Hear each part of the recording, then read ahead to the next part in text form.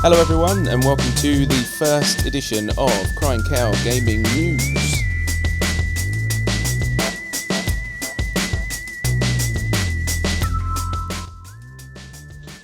So on mic today we have Cryaco.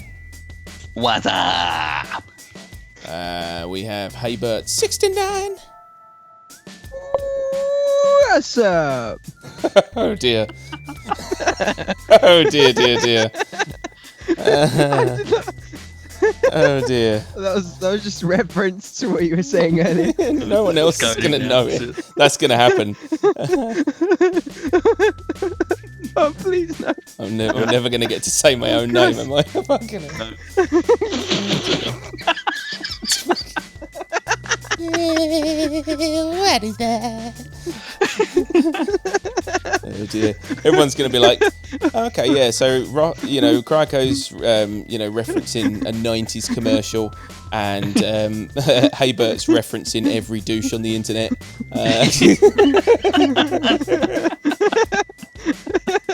Oh dear. Fuck, I can't breathe. Oh. And of course you have me, Deathbringercow. So, Battlefront 2 beta.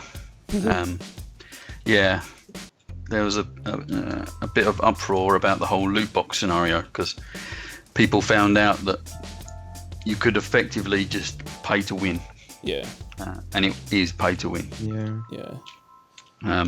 The only way to upgrade your character was through loot boxes and through crafting materials, which can only be found in loot boxes. Yeah.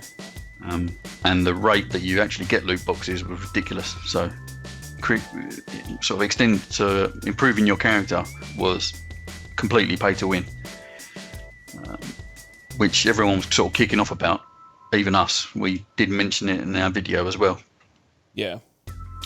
A week later, after the beta ended, EA responded to this controversy and sort of backpedaled a little bit and said, "Oh no, the loot box thing in the beta wasn't a complete segment of the game. It was just a test." Of course.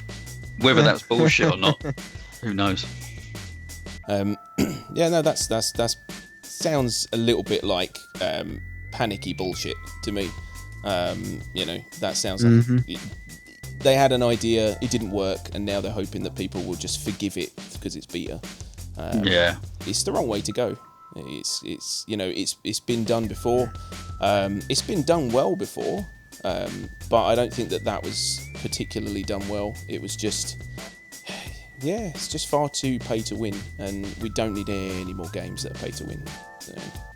Definitely not. And it does sound really suspicious the way they come out and backpedaled straight after everyone was moaning about it. They were just doing it for the money. Yeah, I mean, bear in mind, look who's making it.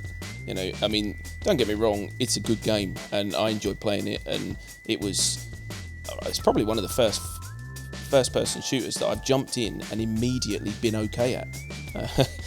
I've not cried constantly over, getting shot in the arse, but the company does have a bit of a reputation for not swindling their customer base, but they tend to try and pull the wool over their customers' eyes far too much, and they've done it with too many games. So, what can you say? Yeah. Well, off the back of that, the new Middle-earth Shadow of War game also has loot crates in it, and this is a single-player game. Yeah. Which, I suppose, for a single-player game makes more sense. This is the first single-player that has actually tried doing loot boxes. Originally, they said that the loot boxes would not interfere with the core gameplay, and that you could literally just play through it without buying one loot box. Yeah. But early players of the game got towards the end of it and realised that in order to completely finish the game, you have to do this segment called Shadow Wars, which requires you to have some very high-powered legendary orcs on your army to be able to beat the game. Right. And the only way to get these effectively was to either buy them through loot boxes or grind the game for months. Oh, that reminds me of another game which will remain unnamed for honour, which was basically, play for your entire life, or give us all of your money. And it's just a bad way to go, because all you're doing is you're essentially showing your hand. You're saying, we've made this game, but we've made this solely to rape you of all of your monies. All of your monies, yeah. Give it. Yeah. Give it now. Give us all of your monies, and it's it takes the piss, because all we want to do is play a good game. We want to be able to earn what we need in that game. And if you start creating a game, specifically design a game so that I have to give you more money to be able to complete it, it's just it's taking the piss. Yeah. Basically. So, You pay 60, whatever it is, 40 quid for a full price game in England. What, 40 quid? Yeah. And then you realise that to actually finish that game, you have to spend another £100. Don't get me started. Or whatever. 40 quid if you want the standard you're a poor person version. Yeah. Oh, it aggravates me so much. Oh, yeah. It's like, pay us 40 quid and everyone will know you're a scumbag. But if you give us £100, we're going to give you a gold case and a giant dildo. It's like, no, The golden dildo. the golden dildo, which is the only version I buy. But come on, we don't need all this show and glamour, and we don't need the ability to pay our way through a game. We just need a decent game that plays well, is enjoyable, and when I get to the end of it, I feel like I've accomplished something, rather than I feel like I'm a slight bit poorer than I was. Yeah. Apparently, the increase in loot boxes in games has come from some report. I don't exactly recall who made this report up, but it stated that if companies put season passes or loot boxes in their game, they would effectively make an extra 30% income from that game. Yeah, because there is always going to be a percentage of their player base that have just disposable income that they can throw at anything they fancy. Yeah. And the problem is you are essentially making games for those people. And everyone else who wants that game, but is, like us, works hard, earns money, but can't afford to just spunk 60 quid on a game every couple of weeks because they want a new piece of armour. You're cutting them out, and it's unfair. It is unfair. Yeah. Unfortunately, they just want that bottom line, don't they? Yeah, that's it. It looks good on their balance sheet. At the end of the month when they've made all this additional revenue from stupid people, basically. Yeah. So everyone stop playing games with these stupid loot systems, and eventually they'll learn. Yes. Viva la revolution. I would completely agree with you if I Start hadn't. the revolution. Yes. I would completely agree with you if I hadn't just bought Shadow of War. Yeah, I knew it would happen. I knew it would happen. Do you know what's even more annoying, and just super annoying, and is also really annoying? I updated my graphics drivers on NVIDIA, and when you bought a 1080, for example, you got a free game, and we got two shitty games that no one wanted. One shitty game no one wanted, and one awesome game we'd already bought. Now it turns out that Shadow of Mordor is the new free game if you is it? buy a 1080. Yeah, it's super annoying because that's one I'd actually choose. Yeah. All these problems aside, I'd still give it a crack if it was free. Man, we should have waited 6 months. We We should would have have. actually got a decent game. No, what would have happened is they would have gone, oh no, your pass is invalid for this game. Yeah, this is. Yeah. Filth. Well, there was another point off the back of that whole loot box thing. Basically, some people have been trying to put up petitions about the whole loot box scenario in video games, citing that it is technically gambling, because you are paying money for something and getting a random return from that. It is essentially gambling. Yeah, that makes sense to me. So they want to put age ratings on these games with loot boxes because they think it could influence kids too much if they get too addicted to the gambling side of the loot box. Yeah. Oh yeah. But apparently, the certification board, I can't remember the exact name of it, has said that they do not see it as a gambling problem. So no change. Yeah, see, that's ridiculous though, because I mean, you've seen these stories of these, these kids with iPhones who have these random apps with in-game purchases, and in order to get to level 52,604, you have to buy this particular gem, and it costs £1,000, and they do it because they're stupid and because they're addicted. And the problem is young people have addictive personalities. They want something and they don't want to work for it, and so they will buy it. And it is, I mean, I'm going to generalise now and probably get myself in trouble, but I'm going to say that younger people do have a tendency to want things with the minimal effort. Whereas, especially in gaming, whereas when you get older, you start to appreciate the need to work for it. So I agree with that entirely. I think that is, definitely a genuine problem. And I think that they're stupid to disregard it. I mean, hey Bert, you're a young person. What's your opinion? Yeah, I am. When I was younger, I actually my mum ended up with a £140 bill on a phone contract because I borrowed her phone to message someone, if you know what I'm saying. So just get points in some game from texting, So, imagine if you were you playing your PlayStation, you think, I'm going to buy some loot boxes. It's got your mum's credit card on there, and you just rape it. Yeah. And they stop do. you. Yeah, they do. I mean, the problem with loot crates as well is that, you are essentially saying, right, pay me £10 and I'm going to possibly give you what you want. Yeah. And there's a % chance. And, I mean, how is that any different than playing roulette? It's not. Yeah. It's exactly the same. And as far as I'm concerned, gambling's gambling. So, I 100% agree with that. So you've heard it here. CryingCow agrees this is gaming, and the rules should be changed. Yeah, absolutely. Or just not put them in games. That's never going to happen. No, they're always going to want to make money. I would prefer it if they'd just abolish them completely, but at least be careful with them. Be responsible. Oh, yeah. Big company and responsibility.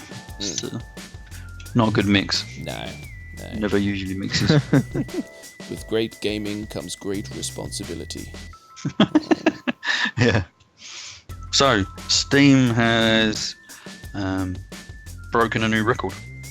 It has reached 16 million concurrent users at one time. Holy crap. Some people think this is down to the whole PUBG game, but I think the stats show that at the time of that there was only 2 million people playing PUBG. Yeah. But yeah, Steam has reached 16 million concurrent users on one day. I mean, that makes sense. Holy shit. I mean, the fact that they've got so many games on there now, which are, multiplayer for a start, and addictive. They've got a clever system in that they force you, essentially, to play a game through their platform. So you're locked to it anyway. It's a sensible way to do it. And, I find it amazing. Like when Steam first came out, we didn't want to touch it. No. At all. Like it was a really alien thing. Now it's like the most used gaming platform in the world. Yeah. What makes me laugh more is that I log my computer in, Steam starts, does some updates, does all these things. I don't pay any attention to it, and I just go on, double click a game, and I play something. But if you ask me to open up Origin, or you ask me to open up God knows what other crappy little platforms exist, it pains me, which is bizarre because I'm on Steam every day. It's like second nature now to play something through Steam, but it's still bizarre for me to play something through Origin. I hate it. So go figure. What was that other one? I think Rift was on You it. play something. No, there was Uplay. That's terrible. That is terrible. Yeah. Yeah, it's a nightmare.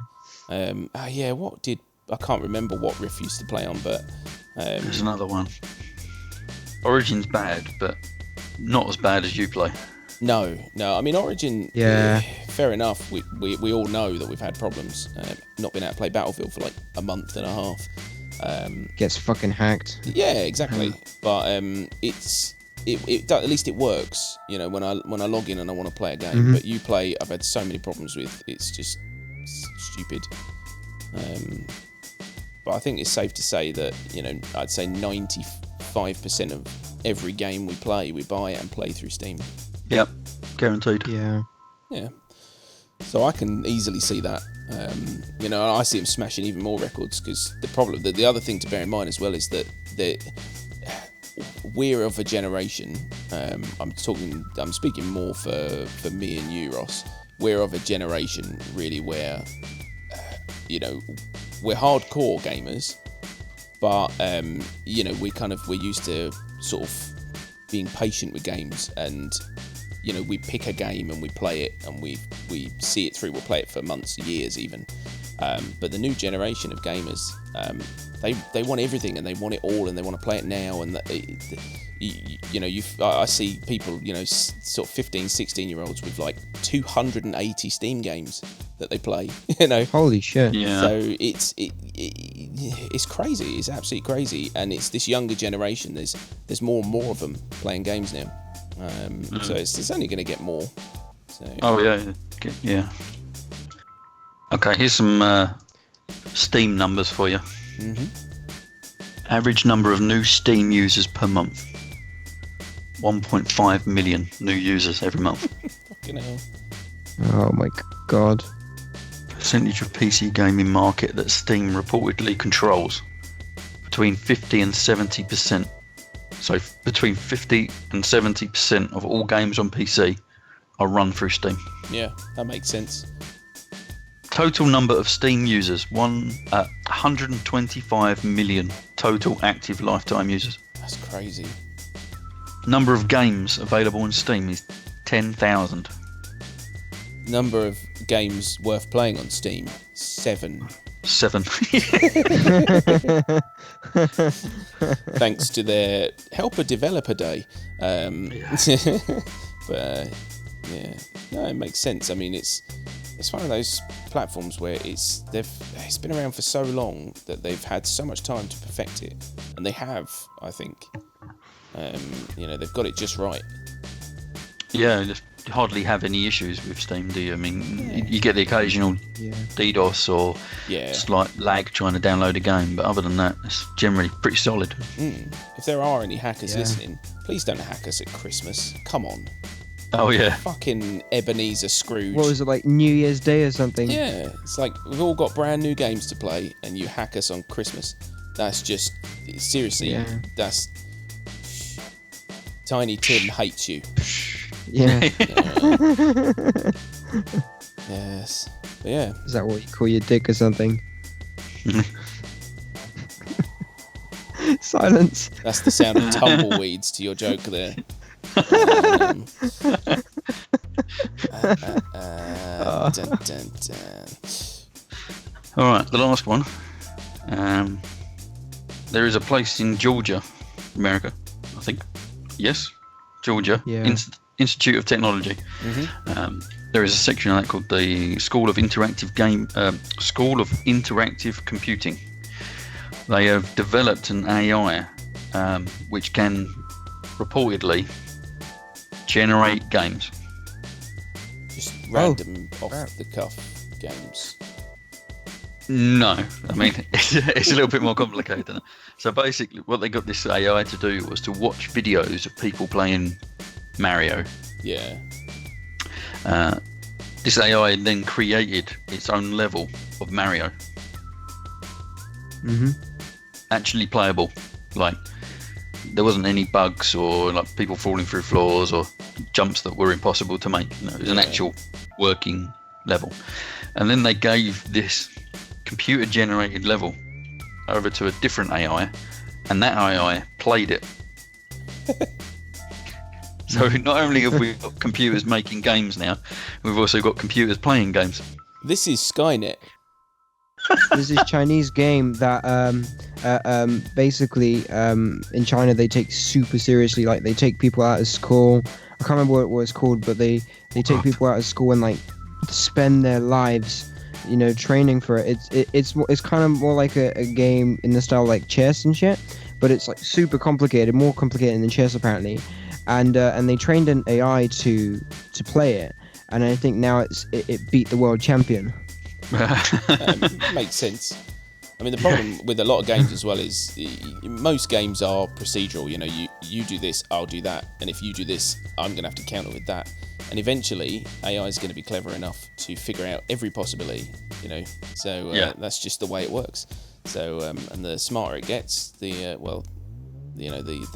more dangerous it gets. But I don't care what anyone says. The chopper. Yeah, the fact that a game is the fact that AI is capable of creating a game and then playing it essentially means that we are pretty much done for, because that's the future. You know, that you're going to have robots going around killing people by day, going home at night and going, right, I've got a new level to play that was created for me by my nan or something. That's scary in a way. So that's awesome though. And think about procedurally generated maps at the moment.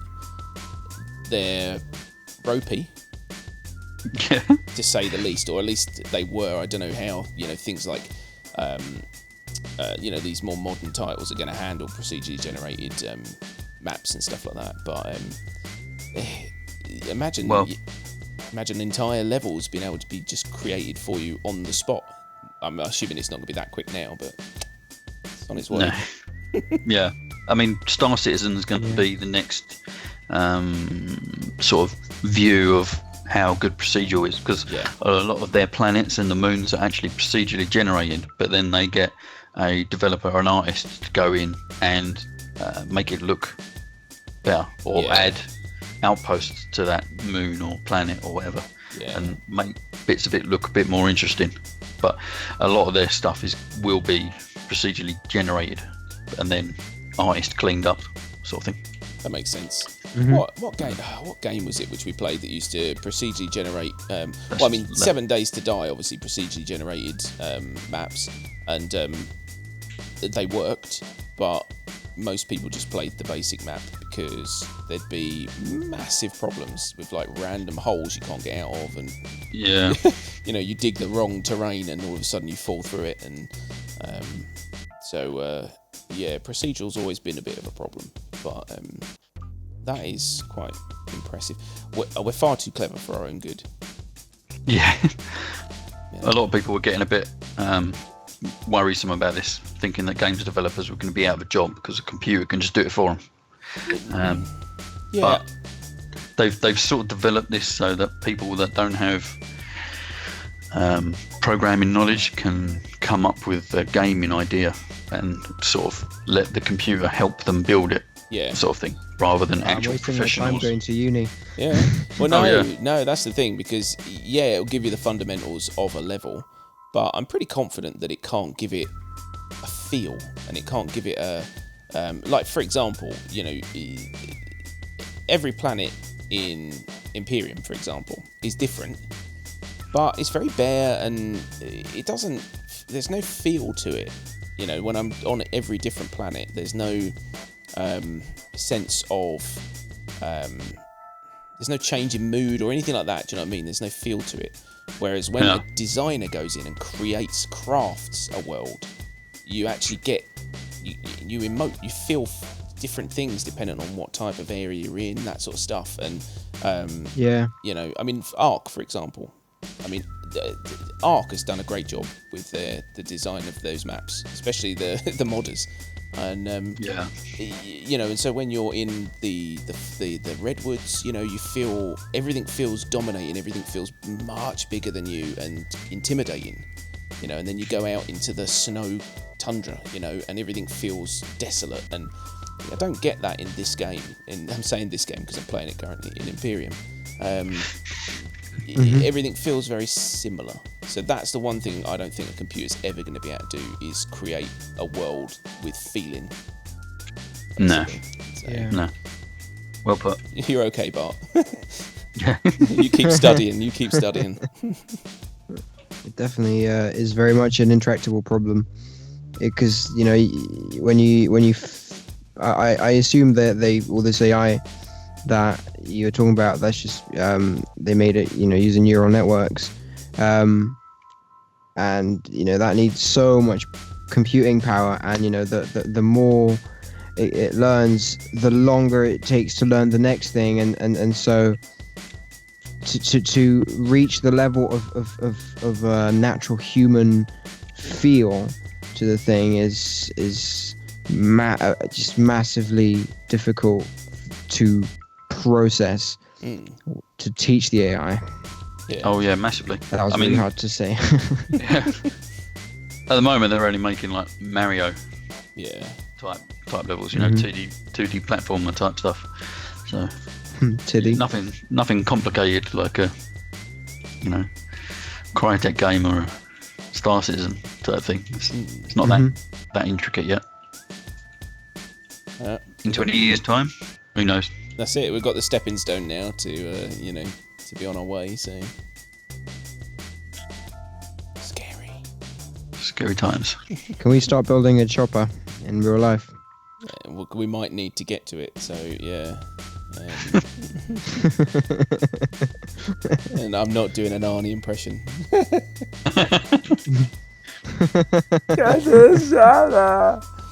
There you go. There you go. Sound like a sloth.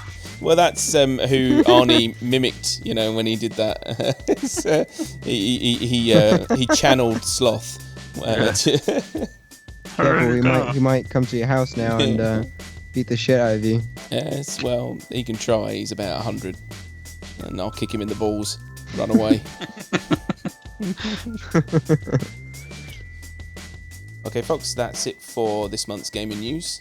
Don't forget to like and subscribe. And, of course, if you have any comments on any of the topics we discussed, let us know. And if there's anything you want to have us discuss, just drop them in the comments section and we'll take a look. Thanks very much.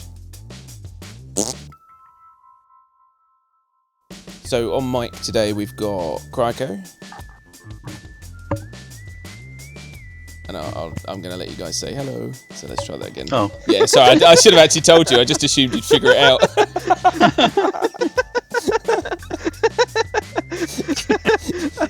Not only did it go quiet, it sounded like you quickly muted your mic. I was going for the bake machine. Nice, yeah. Oh, so not on, apparently not on mic.